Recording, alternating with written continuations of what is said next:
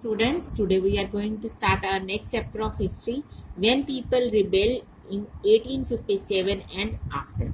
So what we have to discuss in this chapter, we have to describe what was the reasons behind this, why the revolt has been started in 1857 and what was the result, what was after that, what they have done, Britishers have done. So let us begin with the chapter. So the whole chapter I will send with the help of the videos. You have to watch the videos and read out the chapter on their own. So let us start. First picture you can see. This is a picture of the sepoys and the peasants gather forces for the recall, the spread across the plains of North India in 1857. ये जो आप revolt आप देख रहे हो, picture जो आप देख रहे हो बेटा, इसमें आपको पीजेंट्स, सिपॉयज, किंग्स सब दिखाई दे रहे हैं क्योंकि सबने मिलके रिवोल्ट स्टार्ट किया था. But this revolt has been started only in north part of India. So what we have the reasons behind it, let us see.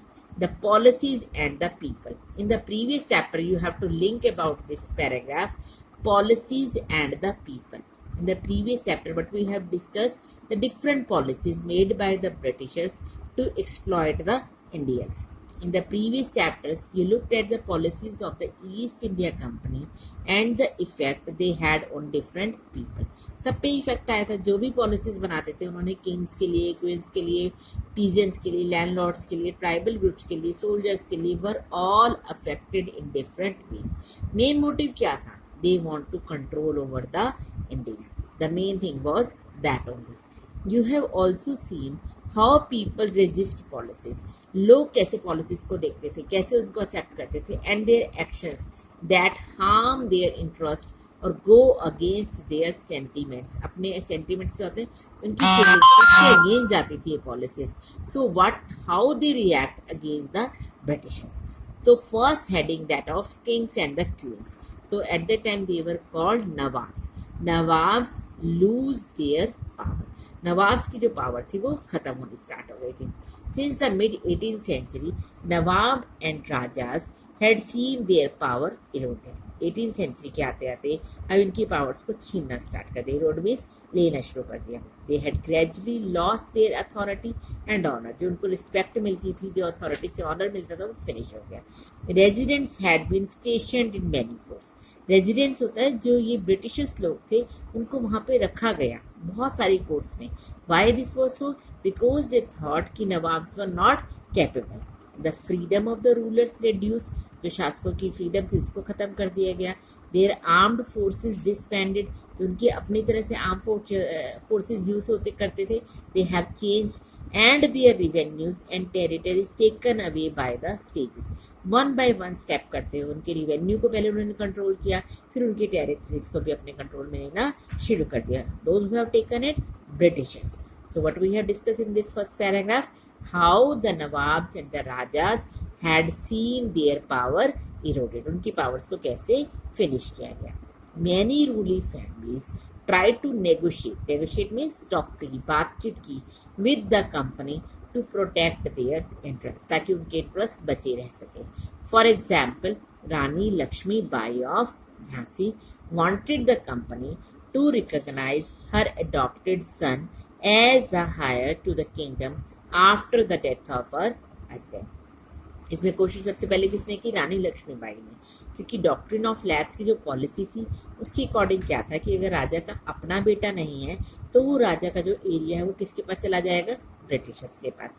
पर रानी लक्ष्मीबाई झांसी की रानी ने ये स्टार्ट किया, बातचीत की कि मेरे इस बेटे को जो अडॉप्टेड सन है इसको आप रूलर काउंट करो. And her husband Nana Saheb the adopted सन. नाना साहब कौन थे बेटा? अडॉप्टेड सन थे पेशवा बाजीराव सेकेंड के. प्लीडेड, उन्होंने भी रिक्वेस्ट की that he be given his father's pension when the later died. उनके पापा की पेंशन उनको मिलती रहनी चाहिए. However, the company, confident of its superiority and military powers, and turned down these pleas. इस pleas को, इस request को military powers के लिए, superiority के लिए they don't have consider. उन्होंने किसी की भी कोई बात नहीं सुनी. As you have seen, different policies के लिए they have to be framed specially to catch their empire. Awadh was one of them. अभी सबसे पहले हम एग्जाम्पल दे रहे हैं अवध का।